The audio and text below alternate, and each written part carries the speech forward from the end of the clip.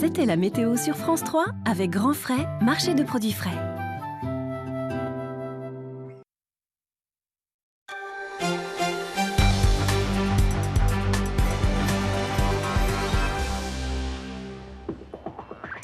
Bonsoir, bienvenue à toutes et tous ici en direct des Sables d'Olonne pour une édition spéciale de notre 19-20 consacrée bien sûr au 8e Vendée Globe. Le départ, c'est dimanche matin. Vous le voyez derrière moi, bien sûr, le soleil s'est couché sur les Sables d'Olonne. Et c'est l'avant-dernier que les skippers vont voir à terre, en tout cas, avant leur grand départ dimanche midi. Ils sont 29, prêts, stressés pour la plupart, impatients, ça c'est certain, tous de partir vers le grand large. Et ce tour du monde en solitaire, sans escale et sans assistance. Et tous aussi ont en tête, j'en suis sûre, ce chiffre 78 comme 78 jours. C'est le record à battre pour boucler la boucle. Et ce record, c'est le vôtre, François Gabard. Bonsoir. Bonsoir. Merci beaucoup d'être avec nous pour ce journal, mais également pour la plupart de nos éditions et pour le grand départ, puisque vous êtes le consultant de France Télévisions pour le départ de cette 8e édition du Vendée Globe. À nos côtés aussi, Jacques Carès. Bonsoir. Bonsoir. Vous êtes le directeur de course de ce Vendée Globe. On viendra à vous dans un instant. Mais d'abord, François Gabard, vous vivez, vous, ce Vendée Globe d'une façon forcément très différente d'il y a 4 ans. Vous étiez à l'époque concurrent. Cette fois, vous avez choisi de ne pas repartir pour vous consacrer à d'autres aventures en multicoque. Vous le dites, hein, vous n'avez aucun regret à ce sujet-là. Par contre, les gens qu'on a pu croiser sur le village et vous en ont beaucoup de ne pas vous voir partir. Visiblement. Hein. Oui, c'est vrai qu'il y a beaucoup de personnes qui me demandent mais pourquoi je ne repars pas. Tout simplement parce que j'ai la chance de naviguer aujourd'hui sur un magnifique bateau qui est le trimaran massif. Et on ne peut pas tout faire. On n'a que des monocoques, on n'a pas de multicoque sur cette course. Et choisir, c'est renoncer. Voilà, j'ai choisi de naviguer en multicoque pour quelques années. C'est un vrai régal parce que c'est des bateaux qui sont extraordinaires. Jacques a beaucoup navigué en multicoque, il pourra le confirmer. Je pense que c'est des bateaux qui vont vite. Nous, marins, on cherche la vitesse. Et donc voilà, je travaille, on prépare un tour du monde l'an prochain en record. Donc dans un an, je referai un tour du monde, mais en record. Une autre aventure. En tout cas, le Vendée Globe, ça a marqué votre vie. Hein, et même si vous ne repartez pas pour cette édition, eh bien, les personnes que vous avez pu croiser sont vraiment heureuses. C'est le moins qu'on puisse dire de vous revoir ici au Sables d'Olonne. Vous n'y étiez presque pas revenu depuis votre victoire il y a 4 ans. Je pense même que vous avez limite des crampes à force de signer des autographes. La preuve avec ce reportage de Damien Ravelot et Élodie Soulard. Ils vous ont suivi au pas de course aujourd'hui.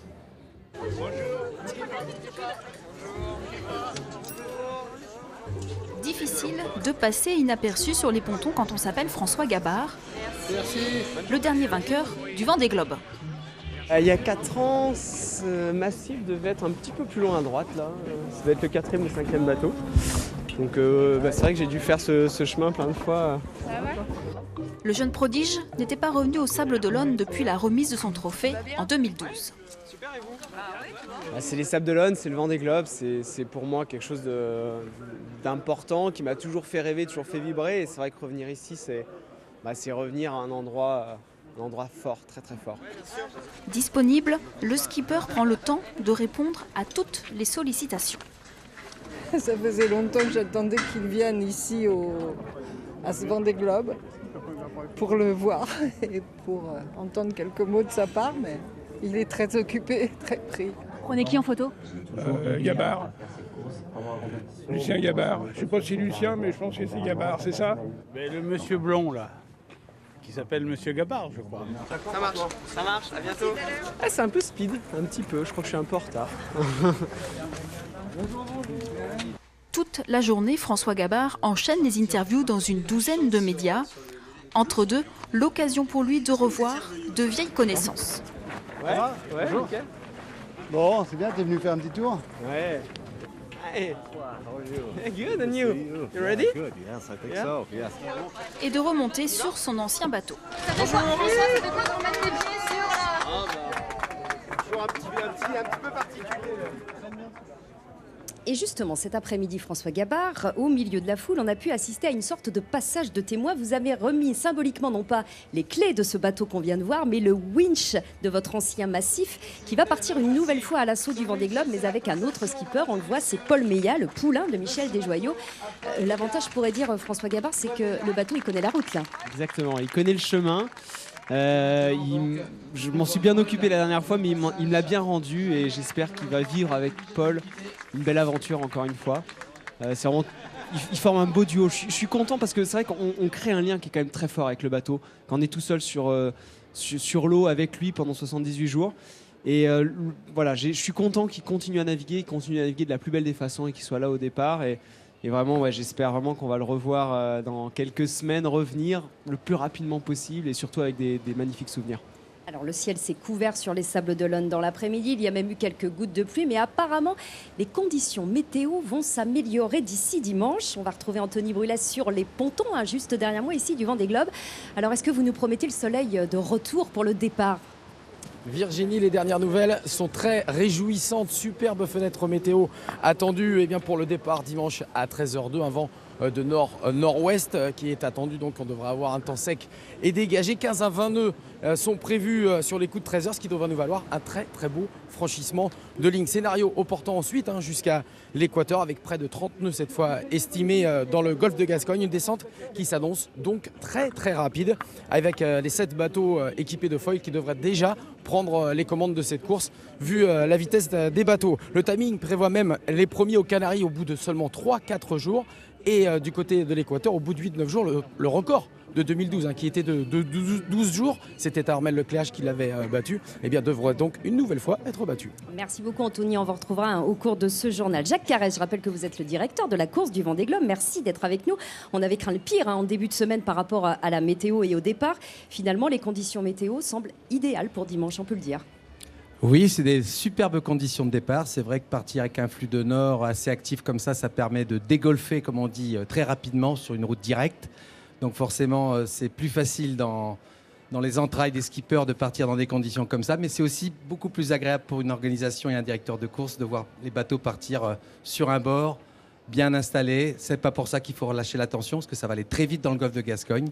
Et le flux peut se renforcer au passage de Cap Finistère, donc il faut malgré tout être très attentif. Et ça nous promet de magnifiques images pour ce départ que vous pourrez suivre avec nous dès 8h45 dimanche matin et toute la matinée jusqu'au départ à 13h02. Alors c'est assez inhabituel dans le monde de la voile, Jacques Carès. Vous avez clairement affiché vos craintes par rapport à certains skippers en estimant qu'ils n'étaient pas assez prêts. Je me demande s'ils se rendent compte de ce qu'ils vont faire, avez-vous même dit ? Alors c'est certain qu'ils n'ont pas tous le même niveau. Il y a des athlètes de haut niveau sur des Formule 1. C'est vraiment ce qu'on peut appeler les derniers bateaux qui sont ici avec leur fameux appendice à foil. C'est vraiment des bateaux extraordinaires, donc avec des gens hyper préparés, bien entendu, qui ont navigué beaucoup, qui naviguent pratiquement depuis plusieurs années. Donc c'est des gens qui sont extrêmement préparés. Puis on a aussi un autre mélange de gens, des gens plutôt aventuriers, on va dire, sur des bateaux plus vieux, forcément beaucoup plus lents, avec une préparation moins forte parce qu'ils ont eu les bateaux très tardivement. Donc forcément, pour une direction de course, il va falloir avoir un œil très averti sur leur trajectoire et leur vitesse dans les passages difficiles. Avec la particularité, c'est qu'ils sont 29. Ce n'est pas le record, il y en avait eu 30, mais ça fait beaucoup de skippers à suivre et éventuellement à secourir. Alors, le Vendée Globe, c'est de l'aventure quand même, avant tout, du rêve, du sport, mais aussi beaucoup de risques, on vient d'en parler, et parfois des drames. 3 navigateurs sur les 83 qui ont pris le départ depuis la première édition ne sont pas revenus de leur tour du monde. Retour sur ces tragédies du Vendée Globe avec Stéphanie Pagrimaud.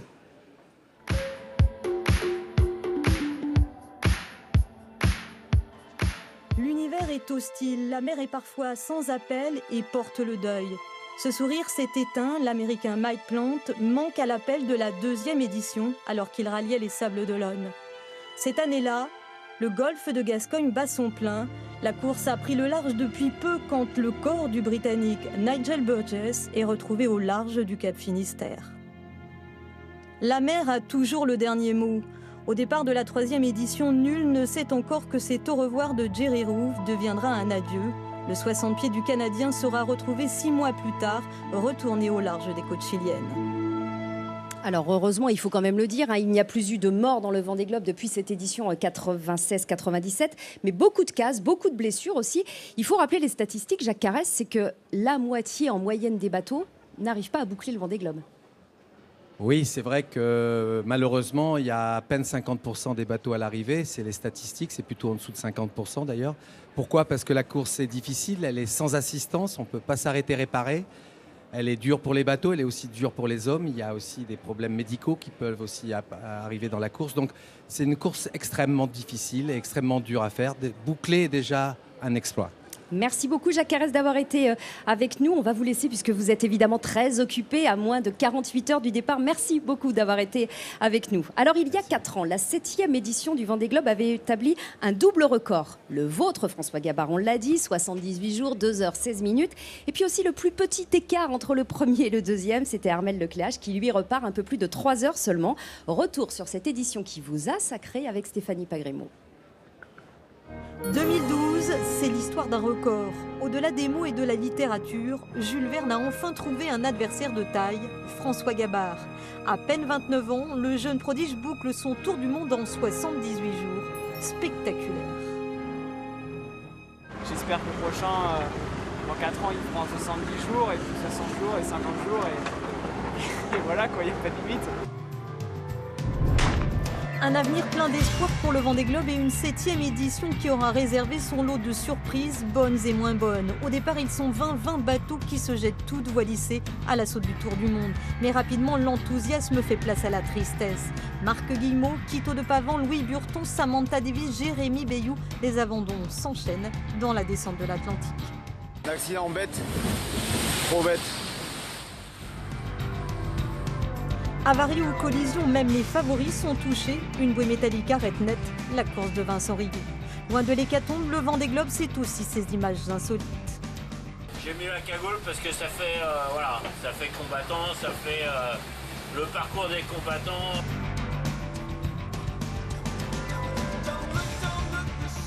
J'aurais pas cru que je me serais baigné pendant le Vendée Globe, mais... Des moments décalés qui ne font pas oublier la course. En tête de flotte, François Gabard et Armelle Lecléache jouent au chat et à la souris.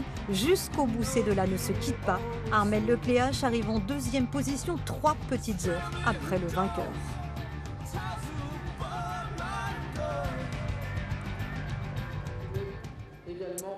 Oui, incroyable, 3 heures de différence sur 78 jours. C'est rageant pour Armelle Lecléache qui, lui, du coup, repart. Il a été 2 fois 2e, on le rappelle, dans le Vendée Globe. C'est vraiment une course à part, François Gabard. Cette course, on en avait fait beaucoup, mais celle-là, elle est vraiment hors norme. C'est vraiment une course exceptionnelle. Et c'est vrai que ce qu'on disait avec Jacques, c'est que c'est difficile de terminer cette course. On voit sur l'histoire du Vendée Globe, il y a moins de la moitié des bateaux qui ont pris le départ, qui sont arrivés jusqu'à la fin. Et je trouve que c'est important de souligner que voilà, faire le tour, c'est déjà excessivement compliqué.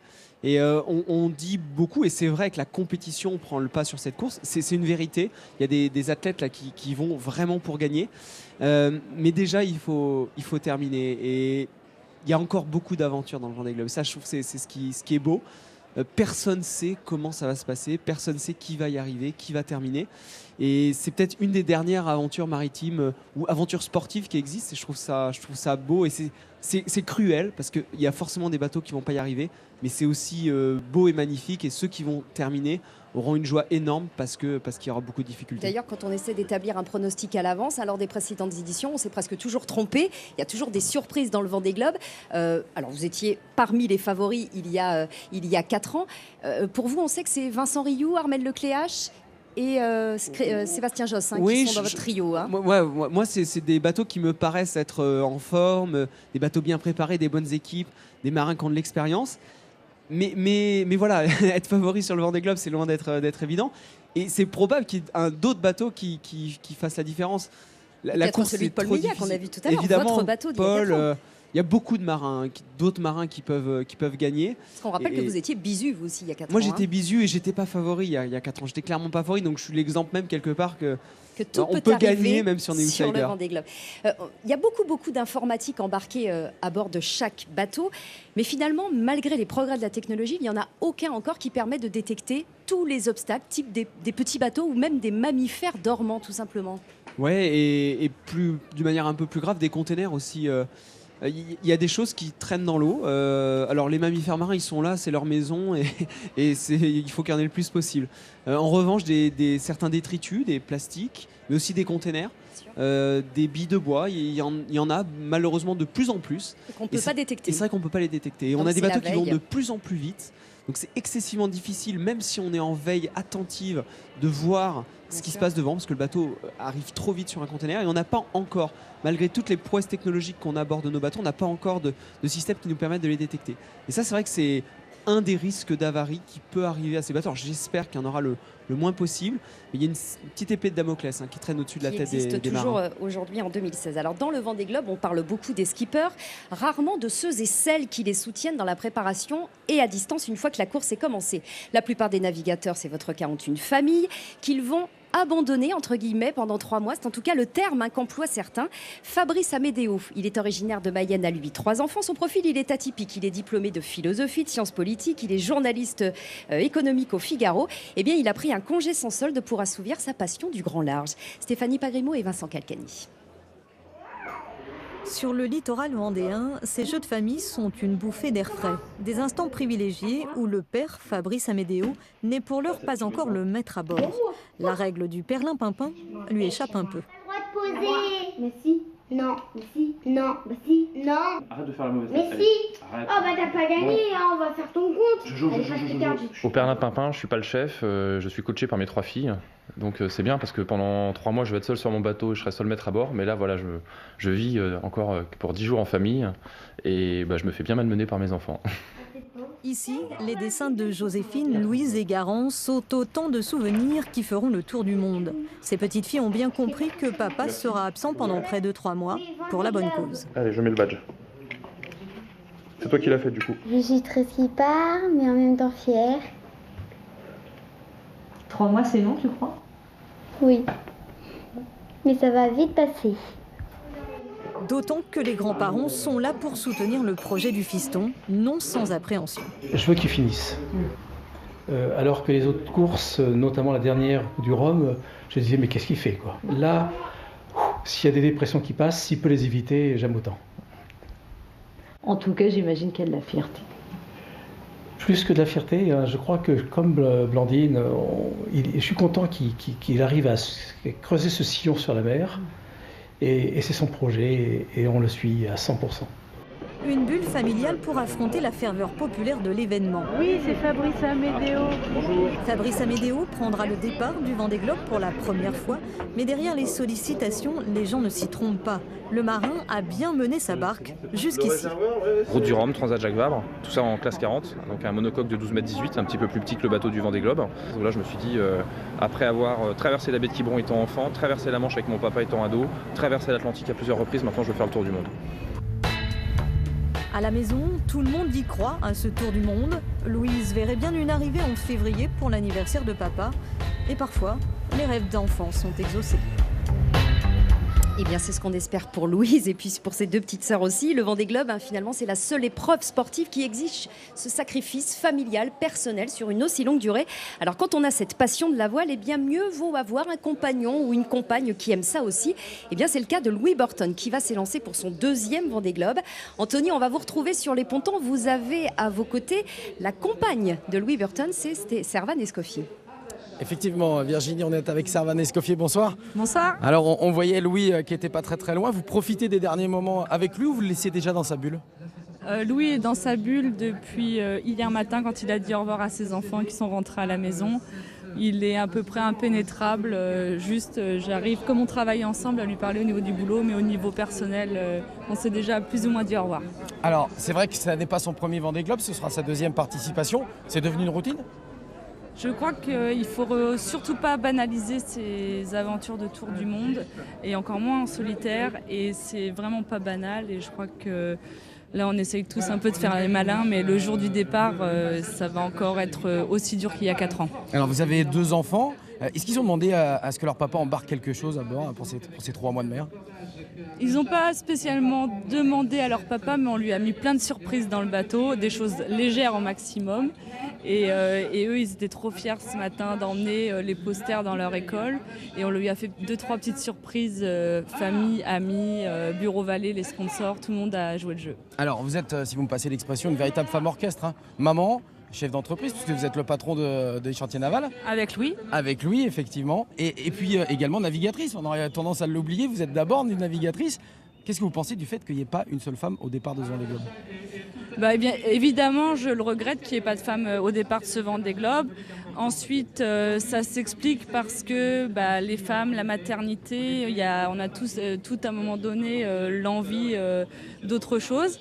Mais je suis confiante, je pense qu'il y aura une femme dans 4 ans et je le souhaite vraiment. On a voulu faire en tout cas une très grosse bise à Louis de notre part, de toute la rédaction de France 3. Promis.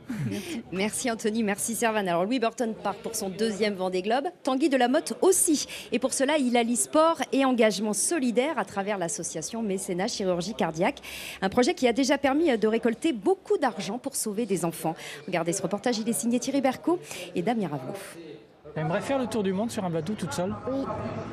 C'est vrai? Maintenant qu'elle a un cœur tout neuf, tu vas y arriver, hein? Oui.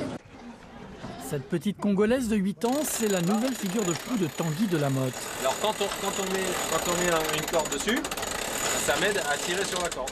Ardasha vient juste d'être opéré d'une malformation du cœur grâce à Mécénat Cardiaque. Pour Tanguy, ce sera une raison supplémentaire d'accomplir son rêve, le tour du monde. Elle a compris en fait pourquoi ça pouvait aider à sauver d'autres petits-enfants. Elle m'a dit qu'il y avait des petits-enfants qu'elle avait vus à l'hôpital dans son pays, au Congo, avant de venir, qui pourraient venir grâce à ça et grâce aux vidéos que je fais et au suivi qu'il y a des gens dans la course, quoi. Donc oui, elle a bien compris et moi ça me donne de la motivation, c'est sûr. Sauver des vies, c'est le combat de Tanguy Delamotte depuis 2004. À chaque course, il a réussi à récolter de quoi opérer une vingtaine d'enfants. Cette fois, il a placé la barre encore plus haut. Il fait participer les visiteurs grâce à l'opération Tirelire. Sur le village, nombreux sont ceux qui donnent au moins 2 €. Merci. Ce qu'il faut savoir, c'est tous les 12 000 €, on sauve un enfant. Et sur le village du Vendée Globe, avec un peu de chance d'ici ce soir, on sauvera un 8e et peut-être un 9e enfant. Demain, tu vas baptiser le bateau? Oui. Les sponsors aussi ont du cœur, car non seulement ils financent le bateau, mais en plus, avec l'opération Un clic sur Facebook, ils donneront aussi de l'argent à Mécénat Cardiaque. J'aurais jamais pensé, en commençant ma campagne de mini-transat en 2003-2004, que j'allais être sur le Vendée Globe en 2016 et qu'on allait pouvoir sauver 30 enfants. C'est quelque chose qui s'est construit au fur et à mesure. Sauver 30 vies et boucler la boucle en moins de 80 jours, c'est le défi de Tanguy pour ce 2e Vendée Globe. Et depuis le tournage de ce reportage, le compteur de la tirelire, il a continué à tourner. On est aujourd'hui à 107 400 € très exactement pour l'association Mécénat Chirurgie Cardiaque. Vous pouvez continuer à donner jusqu'à la fermeture du village dimanche soir. Le village, justement, ça fait partie, François Gabard, de l'ambiance Vendée Globe. Ouais, c'est quelque chose d'assez exceptionnel. Il y a une espèce de ferveur populaire qui se passe ici au Sables d'Olonne et c'est vrai que c'est juste génial. Il n'y a que cette course qui permet d'avoir ça. Alors, en presque 3 semaines, 750 000 personnes sont venues ici pour le village. C'est un record là aussi. Et aujourd'hui, il y avait beaucoup de monde. Normal, c'était le dernier jour pour accéder au ponton. Ambiance avec David Julia et Thierry Poirier. Du monde au ponton, c'est devenu une expression idiomatique du Vendée Globe. Après, il y a plusieurs écoles. Le portable, l'appareil photo réflexe, le bridge, le compact. Pour 29 bateaux, compter 150 photos, c'est une moyenne. Je prends tous les bateaux, devant, derrière. Et pourquoi ? Parce que c'est beau. Puis ça va permettre de faire rêver ceux à qui on les fera voir. Qu'est-ce que vous allez faire de toutes ces photos ? Je vais les stocker, puis je vais avoir le plaisir de les présenter aux camarades. Camarades ? Oui, parce que je suis moi-même navigateur. Dériver, s'extraire du courant, de la foule, photographie revient à naviguer dans ces conditions. Les enfants sont aussi venus nombreux avec leur classe. Un bateau de 60 pieds mesure 18 mètres 28. Le Vendée Globe, c'est des mathématiques. Le mât que vous voyez là, concrètement, il sert à quoi ? Il y a quoi en fait ? À accrocher la voile. C'était impressionnant, les voiles elles étaient énormes, les bateaux aussi. Et ils sont courageux de faire le tour du monde comme ça. C'est très courageux pour eux, donc je leur souhaite bonne chance. De Nice, de Concarneau, de Montaigu, les visiteurs ont fait le voyage jusqu'aux Sables d'Olonne parce qu'ils sont admiratifs. Tout simplement admiratifs des skippers et de leurs drôles de machines. Je les considère comme les cosmonautes, etc. quoi. C'est vraiment des gens qui n'ont pas peur, à mon avis, de se mettre en danger pour réaliser leurs rêves, leurs passions, etc. quoi. Je suis venue parce que je rêvais de les voir partir. Qu'est-ce qui vous faisait rêver ? Je fais du bateau, je navigue sur un petit voilier et donc je prends conscience quand même de ce qu'ils vont affronter. Demain, les pontons seront réservés aux skippers et à leur équipe. Alors vous pourrez toujours admirer les bateaux du Vendée Globe, mais de loin. François Gabard, on l'a dit, la foule, ça fait partie du Vendée Globe, mais à ce qu'à moins de 48 heures, on n'a pas envie de faire le vide et de partir enfin. Ouais, c'est vrai qu'à un moment donné, ça fait 3 semaines que les marins, les skippers sont ici. Il y a pas mal de pression. On commence à être dans notre course. À 48 heures, là, on a la météo qui est quand même bien précise. On commence à répéter nos manœuvres. On a peut-être, pour certains, commencé à dire au revoir à certains proches. Donc on commence à s'isoler dans sa bulle et on a envie d'y aller. Et c'est encore dans moins de 48 heures. Je le rappelle, le départ, ce sera à 13h02 dimanche. Et vous serez avec nous, bien sûr, pour ce départ, dès 8h45 sur Internet et à partir de 9h15 sur toutes nos antennes pour suivre ce départ ensemble. Merci beaucoup, François, d'avoir été avec nous ce soir. Prochain rendez-vous avec le Vendée Globe sur nos antennes, ce sera demain matin à 11h30, puis nos journaux et une émission spéciale demain après-midi à 15h30. Je vous souhaite à toutes et à tous une excellente soirée. Bon vent.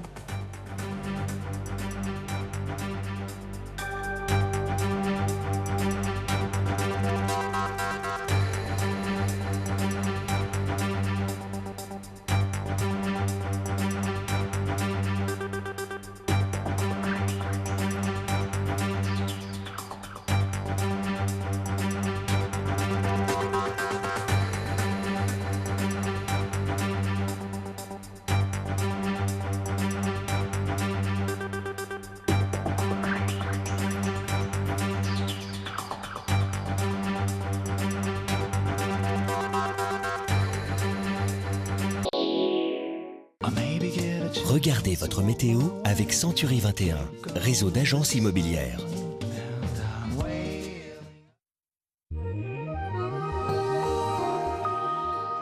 Bonsoir à tous. Demain samedi, les éclaircies seront assez belles en matinée, mais quelques averses reviendront par le littoral de la Manche. Le vent de nord-ouest sera faible à modéré. Les températures minimales seront fraîches, 3 à 6 degrés au lever du jour dans les